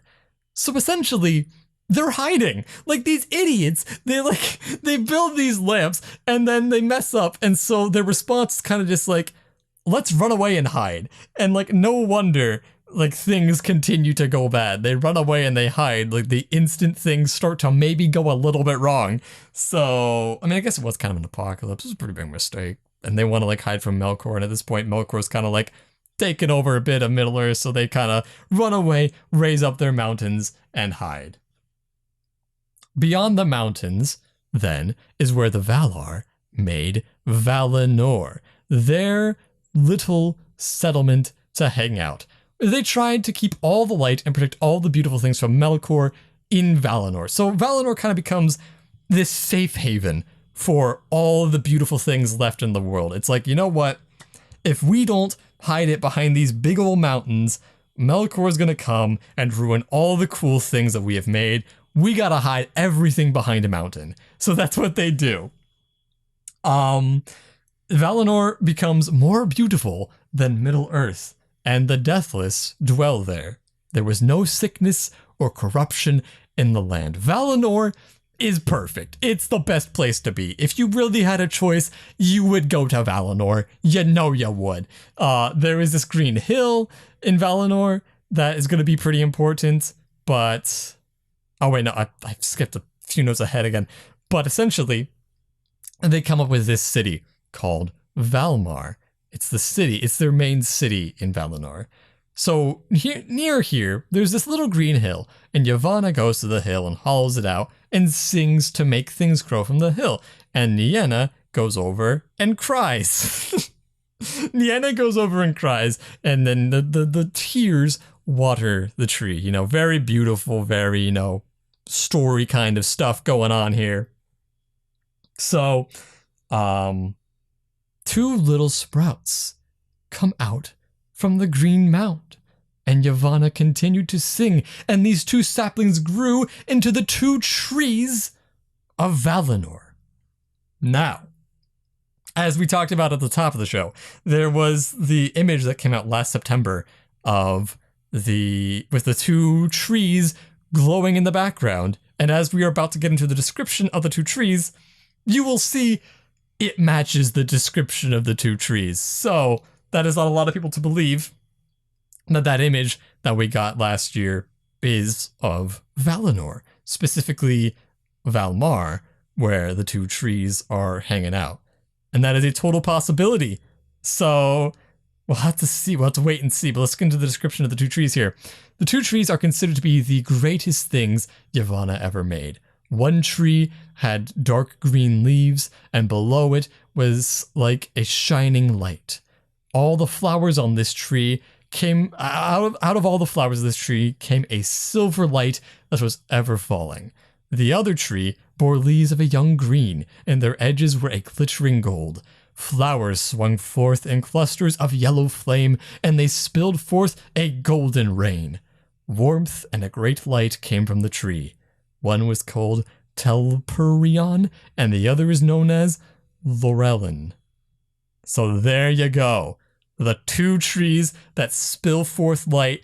I don't know about you, that definitely seems to match the image that we saw in the promo there. So that seems pretty important for the show, potentially. We might get to actually see Valinor, and that would be really cool. And I definitely think they would do a good job with it, because we've seen the the city in the promo looked really beautiful, and it is said that Valinor is supposed to be like the most beautiful place in the world, so you would hope it'd be pretty beautiful.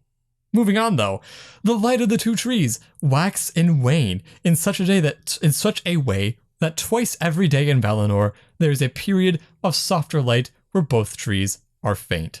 It is said there are 12 hours at every day, and the way the light of the trees work. The time that one tree, Telperion, first came into full light was known as the opening hour. How beautiful.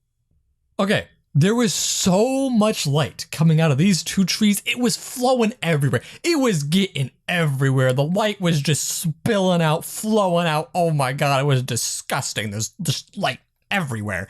And thus began what was known as the Days of Bliss of Valinor, and the count of time began.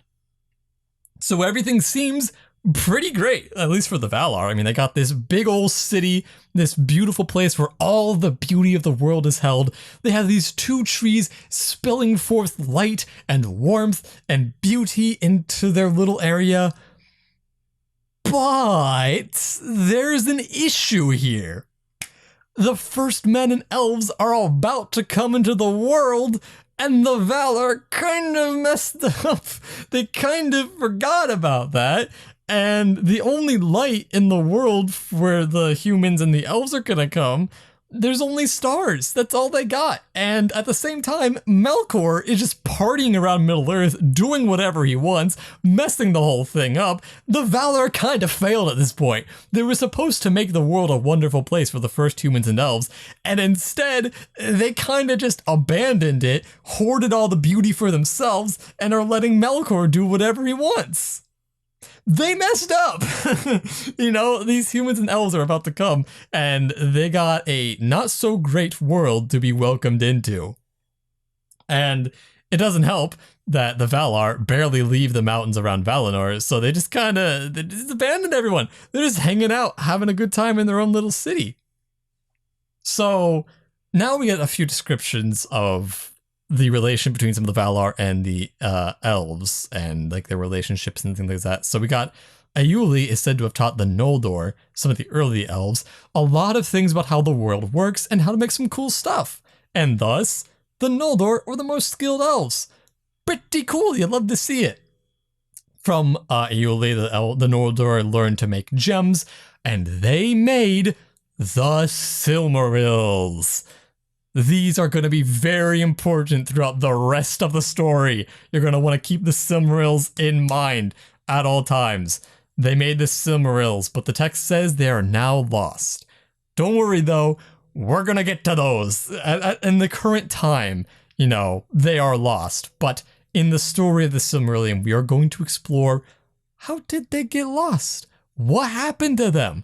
You are going to find out. It's going to be very important to the story here. So keep that in the back of your mind. At the same time, Manwë is sitting on top of his mountain, and he just doesn't want to think about Middle-earth that now. You know, he's got so much other stuff going on, but he does occasionally still get word from the eagles and other birds, but he really doesn't know what Melkor is like really up to. I mean, come on, you really think like eagles and birds are going to know all that's going on? They just kind of got like a general idea, but Manwë, he just really doesn't know. Again, the Valar are starting to kind of get disconnected from the world a bit. Manwë especially, sitting on top of his mountain having a good time. Manwë wants to keep things as peaceful as he possibly can. Manwë loves the Valinor elves the best. The elves loved him back, and so they made him songs and poetry because Manwë loves poetry. It's his favorite. Good for him. It is said that he has blue eyes, bright blue eyes. He is the king of the world of the Valar on men and elves, and chief defense against Melkor. Too bad he ain't doing much to defend against Melkor right now. That there's also a little bit more of talking about how Varda is still with him. She is also known as Elberith and is queen of the Valar. But again, yet again, Tolkien does this thing where he talks about, hey, Manwë and Varda have this really cute, beautiful relationship. They're together, power couple, you know, the two of them working together. It's a wonderful, beautiful thing. But Ulmo is forever alone. Nobody lets Ulmo forget it, that he's all by himself. And again, as we know, stated earlier, he never really came into Valinor and mostly stayed in the water of the world.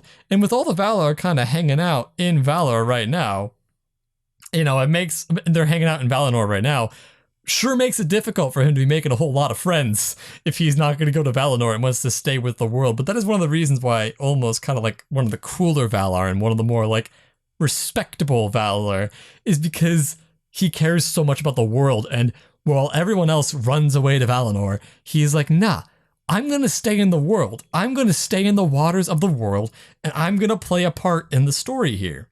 It is said that he makes music deep in the earth, and that music is echoed throughout the veins of the earth in its rivers and waters. Love that line. Absolutely gorgeous. It's so good. And I love the whole idea that like he's making music in the world, and everyone just hears the echoes of this beautiful music in the water and the rivers and the lakes and the shores. And it echoes this idea of, you know, the great music. The echoes of the great music are heard in the rivers and the waters as well. Very beautiful stuff. So, moving on. The Telari learned a lot about Ulmo, and thus they make such great songs with sadness and enchantment. Because of Ulmo's work, life did not die in Middle-earth despite Melkor. Again, Ulmo is awesome. The two best of the Valar, to me, my two favorites are Tolkis and Ulmo. Tolkis because Tolkis is just so cool. How could you not love Tolkis? And then Ulmo because Ulmo like cares for the world so much that he refuses to leave it even in its darkest time.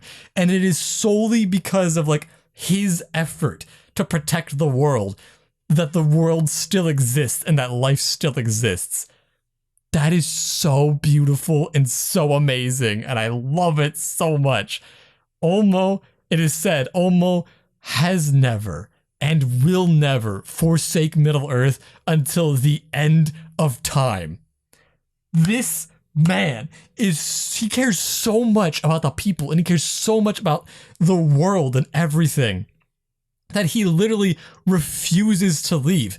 All the other Valar move away to Valinor, and he says, no, I'm not going. I'm going to stay here. I'm going to take care of the people that matter. He is always there to lend an ear to the struggles of the people of Middle-earth. That is beautiful. I love it so much. It is so good. I also love this idea that, like, the water is always there to lend an ear to the struggles, because, like, I think back to my own life, and it is interesting, you know, sometimes, like, when you need to like take a step back, you need like space, need time to be alone or something. I often find myself end up going to like, I go to like by a creek or like by a lake or by a river, and it's kind of this beautiful idea that's, you know, expressed in this book here, in the mythology here, that's like one of Ulmo's main purposes is to be there for people and to listen to their issues and like to their struggles and to like offer advice and be there for them. And that is so beautiful. And I love it. And it resonates a lot for me personally. And I feel like it resonates for a lot of people out there, because it does seem, you know, that like we love to go to the water when we need like places to be alone or to think or to like, to get thoughts out of our head and something like that. So I love this idea that Ulmo is there and like is there to like to lend an ear to the people who are in the water and stuff. Not people who are in the water. He is in the water, there to lend an ear to people nearby the water all the time. And that is also why he tends to know more than anybody else what's going on in the world, because he actually listens to what people are saying. He actually listens to their struggles and stuff. Imagine that, the rest of the Valar. So, yeah. Moving on, though, we got Yavanna, who feels really sad about the fact that all the things she makes in Middle-earth are kind of dying because of Melkor. He's kind of running around destroying all of that. So sometimes she actually does leave Valinor and goes to try and heal the hurts Melkor caused. You love it. Yavanna's great as well. Again, there's a few of the Valar who like seem to actually care about the world and like deeply care about the work they were doing, and that is great. You love to see that stuff. So Yavanna would then come back to Valinor, and anytime she kind of comes back from her visits to Middle-earth, she would be like, guys, we gotta go and stop Melkor before the children get here. The world's in some really bad shape. And some people would listen to her, such as Oromi, the tamer of beasts, and his horse Nahar would ride out to fight the monsters of Melkor and try to hunt him down. There's this section here when they're talking about how he like rides out into the world to try and fight Melkor that I really love.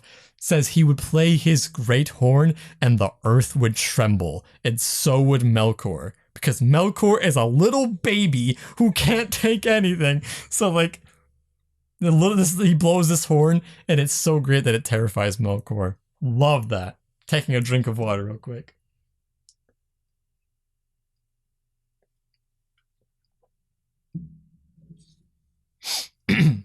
Okay.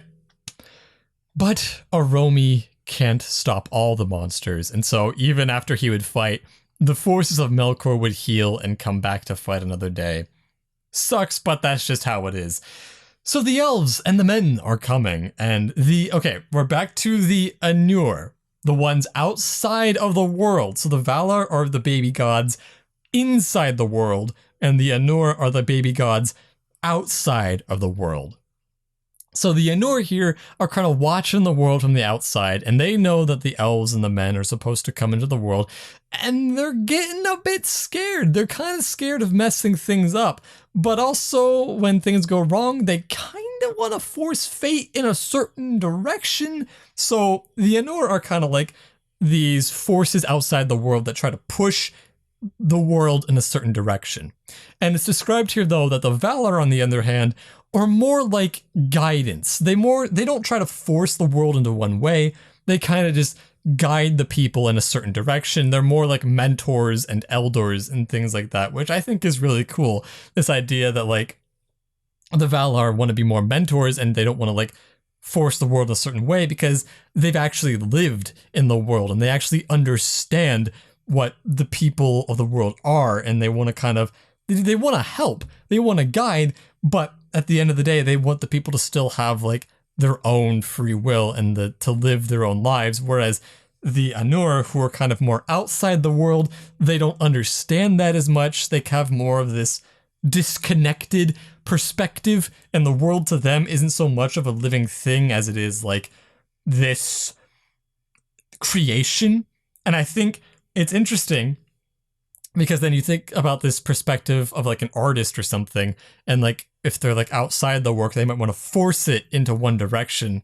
Whereas if you're actually like living in it, you kind of want it to be more organic. And so I like that a lot. That's kind of like this disparity between being truly connected to the world and understanding it and like wanting to let it grow naturally.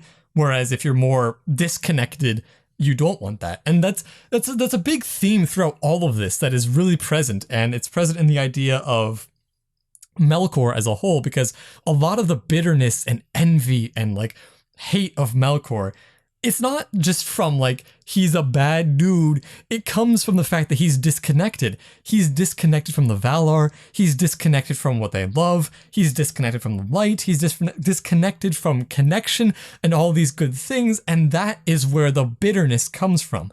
That is where the hate comes from. It's the disconnect. It's the loneliness. It's this dark place where all of this awfulness comes forth. I love that. It's so beautifully constructed and it's so well made. And I love that. And especially as someone who like has been disconnected before. Yeah, it happens. You kind of start to get bitter and it's not pretty. It's not pretty when you start to like get disconnected from the world. Here, I need a drink of water. The weather here is awful. It's so cold and so I'm starting to get congested again, of course. We can do this. We can power through the congestion. Oh my god. It's getting awful. So you got that stuff with the Ainur. The Ainur like the elves the best because they are most like them, you know? The Ainur are kind of like, yeah, we're perfect and godly. And like they see the elves and they're like, yeah, they're perfect and godly. Whereas humans, it is said, are given strange gifts. This is the thing I love as well, this part we're about to get into. So, Eru, the big Papa God, is sitting in his throne, and all of a sudden he's like, you know what? I love humans, I love them the best, and I am going to give them a special gift. So the gift that humans get is this idea that humans seek beyond the world and do not rest within.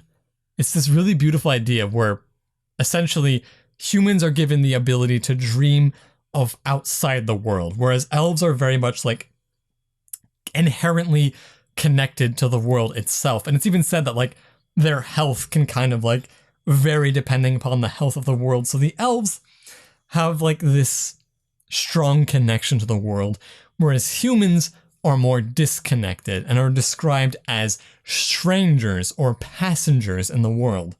They're guests. They're not meant to live there forever like the elves are. I apologize for my congestion. It's really bad. I'm really sorry. I'm sure it makes my voice sound awful. But the gift that humanity has is death. I think it's a really cool idea that Tolkien explores here. So, death, the ability to dream outside of existence, that is the gift. Whereas elves are doomed to linger forever. Elves think humans most resemble Melkor. They just don't understand the gift of death, essentially. And even if humans do bad, it really is part of the master plan of Eru, but the elves just don't get that. The elves, they see humans doing bad things, and they're like, wow, humans are awful and terrible, and like, elves just, they don't understand this idea of like, who humans are, and like, what they seek in the world, and this idea that death can be a gift, actually. Thing is, though, it's funny because elves see humans as awful and evil and most like Melkor, but Melkor is actually most afraid of humans and he hates them. Even when they serve him, he's afraid of them and hates them. It's really funny, this disconnect again between like elves and Melkor. The elves have this idea that humans are just inherently evil, whereas Melkor, the literal embodiment of evil, is afraid of humans. He doesn't like them. So moving on here, the elves do not die until the world dies, or unless they die in battle or of sadness. But humans are not so attached to the world. A few more things are given here about the nature of life for humans and elves. Elves do not age unless they are really tired or sad, and humans are called guests or strangers of the world, because they pass through it only temporarily and are not of it like the elves. Death is Eru's gift, and as time wears on, it is said all will envy it. Gorgeous. That is the most gorgeous line ever. I love that so much. This idea that like these beings that are made to live forever, at first they don't understand why someone would like value death and why death can be a good thing and how it can change your perspective on the world and how it can be something that you might actually want. And it's said that, you know, as they continue to linger, they'll eventually come to understand why death can be a gift. It's a really, really beautiful passage. So, the rest then is the Valar declare to the elves that humans will join the second song of Eru. So, the elves are kind of like, you know, we all know this, they're a bit elitist. They're a bit elitist and think they're better than humans, but the Valar are saying, hey, humans are just as good and they're going to be just as important to the second song after the end of time.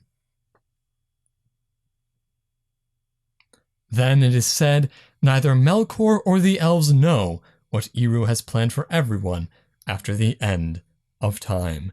And that is the end of Quenta Silmarillion Chapter 1.